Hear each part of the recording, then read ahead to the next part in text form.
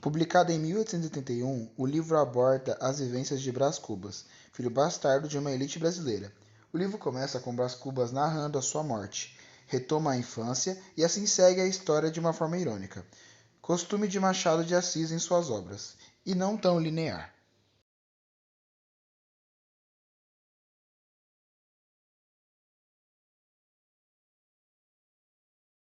A história é narrada em primeira pessoa, que é contada pelo protagonista após a própria morte.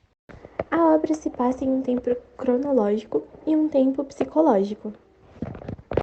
E agora, indo para o elenco de personagens, nós temos como personagens principais Brás Cubas, sendo o protagonista em quem narra a história para nós leitores, Marcela, uma prostituta particularmente famosa na história, e que também acaba sendo o primeiro amor na vida de Brás Cubas, mas que esse romance não acaba tendo muito sucesso. Também temos Virgília, sendo descrita pelo Machado de Assis a maior paixão na vida inteira de Brás Cubas, mas que também é outro romance que acaba não tendo muito sucesso. E para finalizar a linha de personagens principais, nós temos Lobos Neves, sendo um político na história e também marido de Virgília. Por isso que o romance entre Virgília e Brás Cubas não acaba dando muito certo, pois ela já era comprometida com Lobos Neves. E personagens secundários nós temos Eugênia, chamada pelo Brás Cubas de a Flor da Moita, já que ela era filha de um casal que ele havia flagrado quando criança, namorando atrás de uma moita. Ele até se interessa por ela, mas não se dispõe a levar um romance adiante, pois a garota era coxa.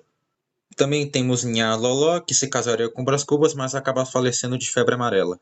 E temos Prudêncio, sendo o escravo na infância inteira de Brás Cubas, mas que acaba o matando no final da história como vingança após seus atos na infância. E para finalizar, nós temos Quincas Borga, que também é outro personagem de outro livro de Machado de Assis, mas que faz uma pequena participação em Memórias Póstumas, sendo um amigo de traquinagens na infância de Brás Cubas. Eu vou falar um pouquinho da narrativa agora. O Brás Cubas, ele era membro da sociedade patriarcal brasileira, ou seja, ele era rico, cheio de privilégios. Ele também tinha uma espécie de escravinho, né? Se assim podemos dizer. Era um brinquedo de estimação, o Prudêncio, ele era negro. Brás, ele tinha um amigo na escola, o Quincas Borbas, que também era protagonista de outra obra machadiana. Durante sua juventude, o Brás Cubas, ele teve seu primeiro amor. Foi a Marcela, era uma prostituta de luxo. Porém, vale ressaltar de que durante todo o livro, toda a obra, nunca foi dito propriamente que a Marcela era prostituta. O Machado de Assis ele usava de outras expressões para descrever a profissão, como a famosa frase Marcela amou-me durante 15 meses e 11 contos de réis. Na visão do protagonista, o Brás Cubas, a Marcela realmente o amava, mas é nítido de que era uma relação do tipo amor e dinheiro, amor e interesse. E durante esse romance, né, o Brás ele gastou exageradamente com festas, presentes e etc. Então o pai dele tomou uma decisão para parar com isso, que era mandar o filho para a Europa. Ele ia estudar leis e ter o título de bacharel em Coimbra. Então o Brás Cubas vai para a Europa, porém já triste, porque a Marcela não foi se despedir dele como eles tinham combinado. Depois de um tempo ele volta para o Brasil, ainda aproveitando de suas riquezas, da sua família. E tempos depois, o Brás Cubas tem o seu segundo amor. Foi também o que mais durou. Ele se apaixonou pela Virgília. A relação era mais tipo de interesse da família dele, já que a Virgília era parente de um ministro da corte e o casamento seria uma forma de ascensão social para a família. Porém, a relação não deu certo porque o Lobo Neves acaba se casando com a moça, roubando o noivado, né, e também o título na política. Agora eu vou apresentar a não realização. O romance não apresenta grandes feitos. Não há um acontecimento significativo que se realize por completo. A obra termina, nas palavras do narrador, com um capítulo só de negativos.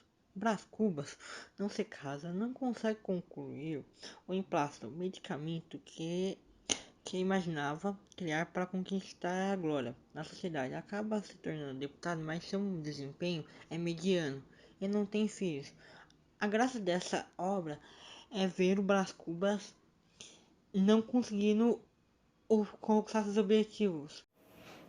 Bom, eu vou ler aqui, né, a primeira questão, que é uma questão que a gente pegou da PUC. Brás Cubas busca articular a política de domínio paternalista sob fogo cerrado nos anos 1870, com aspectos da onda de ideias cientificistas europeias do tempo, especialmente no que tange o darwinismo social, como forma de explicar a origem e a reprodução das desigualdades sociais. Quanto ao ponto de vista da narração atribuída a um defunto autor, o romance Memórias Póstumas de Brás Cubas constitui um relato. Bom, a A tá errada, porque Brás Cubas não é fantasioso, ele é realístico, tratando de assuntos da época, como a corte. Os narradores também narram no aspecto realístico e irônico. B. Brás Cubas não utiliza de sua condição enquanto autor para se autocriticar tristemente, então também tá errada. C. O narrador não conta a história de uma forma ligeiramente elegíaca. Uma hora fala alegremente, outrora tristemente, mas na maior parte do tempo, ironicamente. Portanto, também está errada.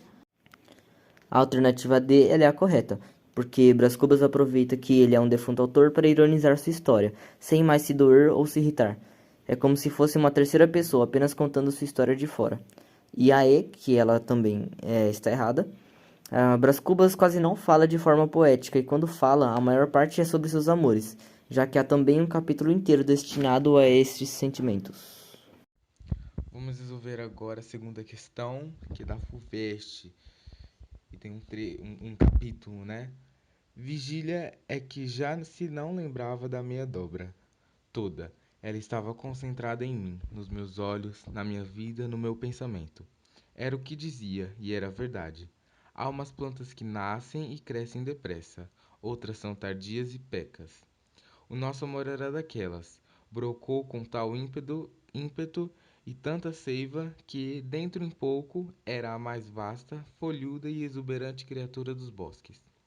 Não lhes poderei dizer ao certo os dias que durou esse crescimento. Lembra-me, sim, que em certa noite abotoou-se a flor ou beijo, se assim lhe quiserem chamar, um beijo que ela me deu, trêmula, coitadinha, trêmula de medo, porque era ao portão da chácara. Uniu-nos esse beijo único, breve como a ocasião, ardente como o amor, prólogo de uma vida de delícias, de terrores, de remorsos, de prazeres que rematavam em dor, de aflições que desabrochavam em alegria. Uma hipocrisia paciente e sistemática, único freio de uma paixão sem freio. Vida de agitações, de cóleras, de desesperos e de ciúmes, que uma hora pagava farta e de sobra, mas outra hora vinha e engolia aquela, como tudo mais, para deixar à tona as agitações e o resto do resto, que é o fastio e a saciedade. Tal foi o livro daquele prólogo. Considerado no texto de Memórias Póstumas de Brás Cubas, o livro dos amores de Brás Cubas e Vigília, apresentado no breve capítulo aqui reproduzido, configura uma a. Demonstração da tese naturalista que postula o fundamento biológico das relações amorosas. B. Versão mais intensa e prolongada da típica sequência de animação em enfado característica da trajetória de Brás Cubas. C. Incorporação ao romance realista dos triângulos amorosos, cuja criação se dera durante o período romântico. D. Manifestação da liberdade que a condição do defunto autor dava a Brás Cubas, permitindo-lhe tratar de assuntos proibidos em sua época. Ou E. Crítica à devassidão que graçava entre as famílias da elite do império, em particular na corte. Vamos explicar agora cada uma. A. Esse livro, né, dos amores, ele não explica biologicamente essas relações amorosas, já que ele fala apenas na visão sentimentalista, dos sentimentos, né, ali da dor, alegria e etc., já que, como na própria questão, é citado como livro dos amores. Então ele não fala dessa questão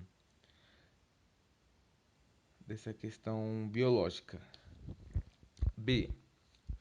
Sim, é uma versão mais intensa e prolongada, né? É um capítulo destinado inteiramente aos sentimentos e à descrição deles, prolongada da típica sequência de animação em fado característica da trajetória de Brás Cubas. Então, sim, ela é uma versão mais intensa e prolongada. Ela é bastante intensa nessa questão do sentimento, né? Da paixão sem freio, vida de agitações e etc., que é típica que é uma típica sequência de animação em fado. Então, durante esse capítulo tem bastante animação, outra hora cansaço, enfado e etc., que é característica dessa trajetória do Brás Cubas, nessa questão de uma hora alegria, outra hora tristeza, uma coisa bastante de vai e vem.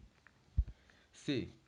Ele não cita, né, esses triângulos amorosos em comparação ao romance realista dos triângulos amorosos, cuja criação se dera durante o período romântico. Ele não cita esses triângulos amorosos ao longo do capítulo.